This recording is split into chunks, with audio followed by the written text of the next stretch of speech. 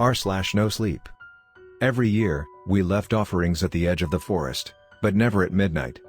Growing up in the tiny town of Brim Hollow, deep in a fog-shrouded valley surrounded by dense, ancient woods, life was filled with peculiar traditions and strange warnings. Unlike most places, where holidays revolved around typical festivities, we had one custom that stood out among the rest. It was called the annual offering. Every October 13th, just as dusk began to settle, families would gather at the edge of the forest carrying handmade gifts, small bundles of food, woven trinkets, and personal items.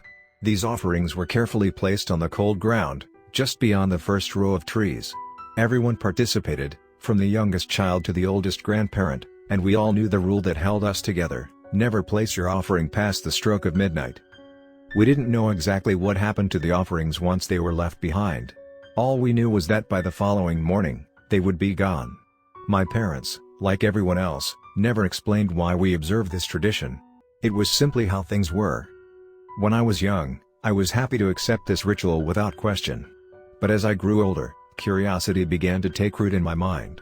I would hear whispers among my friends about what they thought lurked in the forest. Some claimed there was an old, cursed family that only appeared on October 13th to retrieve the offerings. Others said it was a pack of wild animals that had been living there for generations. One girl even said it was the spirits of those who had died in the forest, condemned to wander the woods for all eternity. My friend Sam and I would often talk about it, especially as October approached each year. Sam was the bold one between us, always pushing boundaries and questioning things others took for granted. And one chilly evening, when we were both 15, he came up with an idea that filled me with both excitement and dread. "Let's go to the forest after midnight," he whispered as we sat on my porch, watching the fog roll in. "Just once. We'll finally find out what's out there." I laughed nervously, but a part of me was thrilled by the thought. After all, every story we'd ever heard about the offerings was vague, nothing more than vague warnings passed down through generations. How dangerous could it really be? On the night of October 13th, the ritual went as usual. Families gathered, and one by one, they placed their offerings at the forest's edge. My parents and I did the same, leaving behind a carefully woven scarf my mother had made by hand. As the crowd began to thin, I slipped away, meeting Sam behind a cluster of trees where no one could see us. "Ready?" he asked, a grin spreading across his face. I hesitated, glancing back at my house, where the lights were already dimming. "Yeah," I replied, my heart pounding. We waited until the final person had left, and the only sound was the occasional rustling of leaves in the chilling autumn breeze. The full moon hung above us, casting an eerie glow over the forest, and as the clock struck midnight, we crept to the edge of the trees and crossed into the forest. It was darker than I expected. The moonlight barely pierced the canopy, casting strange shadows that seemed to move as we walked. Sam led the way, his flashlight barely cutting through the thick darkness. As we went deeper, I began to feel an unsettling chill. It wasn't just the cold air, it was as if the forest itself was watching us, holding its breath. "Look," Sam whispered, pointing ahead. I squinted and saw faint figures moving in the distance. They were slow, deliberate, almost as if they were gliding rather than walking. "Maybe we should go back," I said, suddenly feeling very small and exposed. "No way," Sam replied, his eyes fixed on the figures. "This is what we came for." As we moved closer, we saw them more clearly, shadowy figures, barely visible, shrouded in tattered clothes that hung like shadows around them. They seemed to be collecting the offerings, reaching down with hands that looked more like twisted branches than flesh. Their movements were strange, jerky, as if they weren't quite human. Then I saw something that made my blood run cold. One of the figures turned toward us, its face hidden beneath the hood.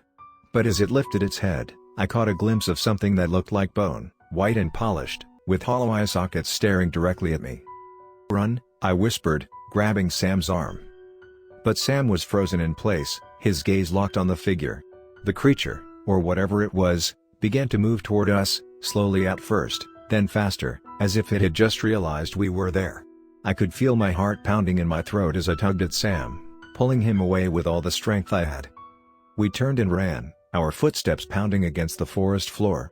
Behind us, I could hear the rustling of leaves and the low, guttural sounds of the figures as they pursued us. It felt like the forest was closing in, the trees growing thicker, the branches reaching out to grab us. Finally, we broke through the tree line, stumbling onto the road that led back into town. I glanced back, expecting to see the figures still behind us, but the forest was silent, as if nothing had ever happened. Sam was pale, his eyes wide with terror. We didn't speak as we walked back to our houses. It was only after we'd parted ways that I realized something strange. The forest, which had always been thick and lush, seemed darker, more oppressive, as if it had changed somehow.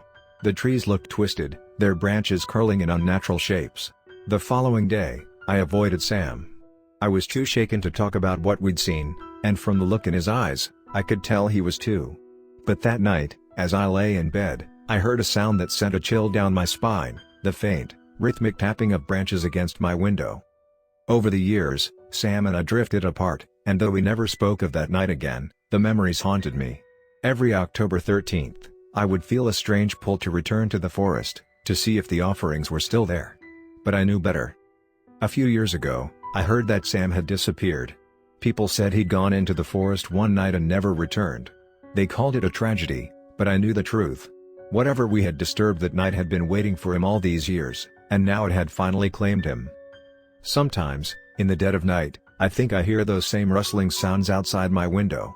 And on October 13th, I stay as far away from the forest as possible, hoping that the creatures within are satisfied with the offerings they receive, and that they won't come looking for me. As the years passed, I tried my best to forget that night in the forest. I built a life for myself, moved to a new town, and did everything I could to put distance between myself and Brim Hollow.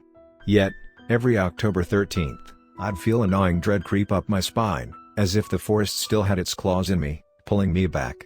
I knew it was irrational, but the memories were as vivid as ever, the faceless figures, the forest's silent rage, and the twisted shadows that haunted my dreams.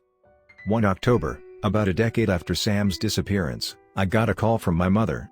She sounded shaken, her voice barely a whisper. "They're asking for you," she said, her words taut with fear.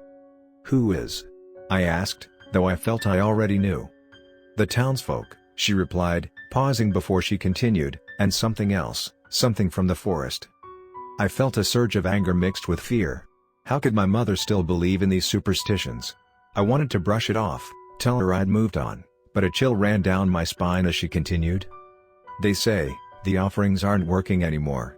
People have seen figures moving through the trees. And last night, they found marks on the trees, signs like they were calling out for you." The line went quiet. I felt my heart racing. I hadn't been to Brim Hollow in years, and the idea of going back made me sick. But the next day, I found myself packing a bag and heading toward my old home. When I arrived, the town looked different. It felt hollow, as if the soul had been sucked out of it. My mother met me at the door, her face drawn and pale. She hugged me tight, her fingers digging into my arms. "You shouldn't have come," she whispered, but I could see the relief in her eyes. That night, I stayed in my childhood bedroom. Sleep was elusive. Every time I drifted off, I'd hear rustling outside, faint whispers like the wind trying to form words. Then, around midnight, I heard it, the unmistakable sound of branches scraping against the window. I froze, listening to the steady, rhythmic tapping. My stomach twisted in fear, but something compelled me to look. I walked to the window, heart hammering, and peeked through the curtains.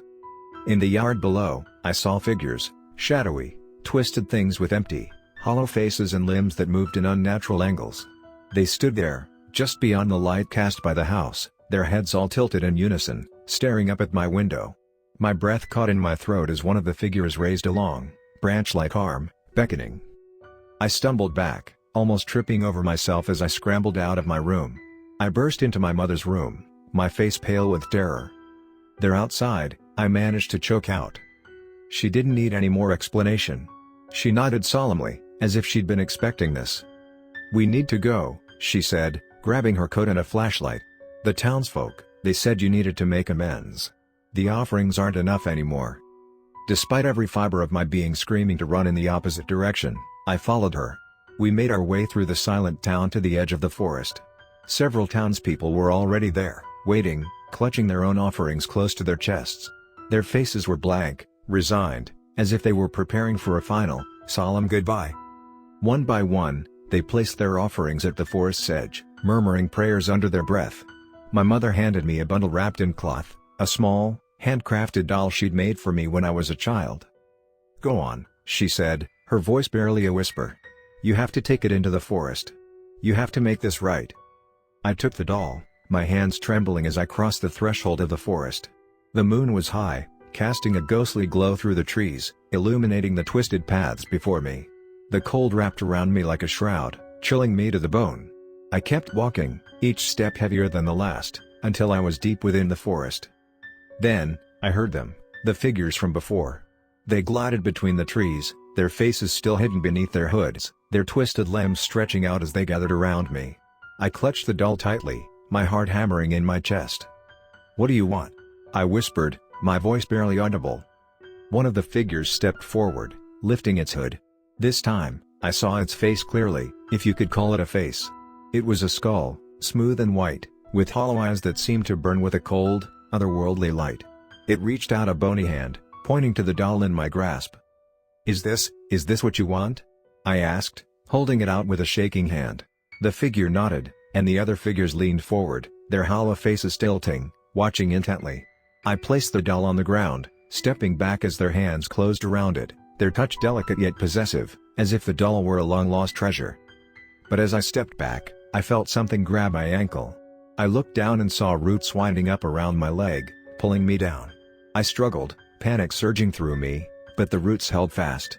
The figures loomed closer, their hollow eyes burning into me as they chanted in a language I couldn't understand, a language that seemed to belong to the trees, the earth, and the darkness itself.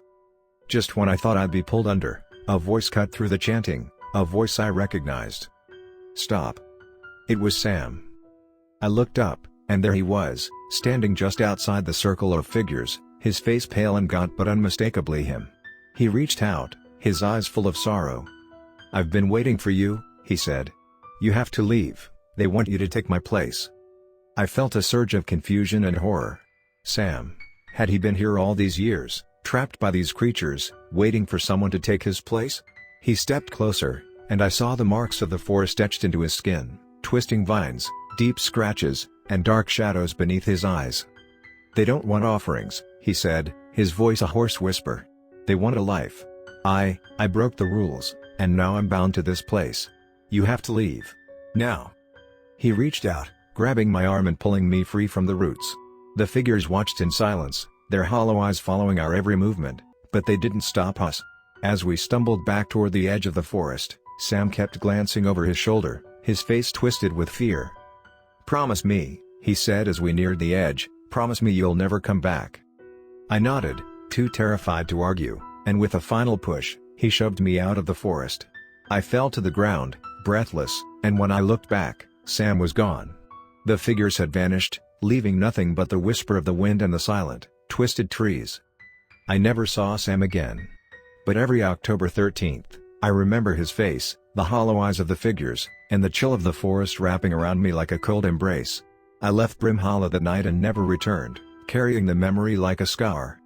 And every October, wherever I am, I leave a small offering, just in case.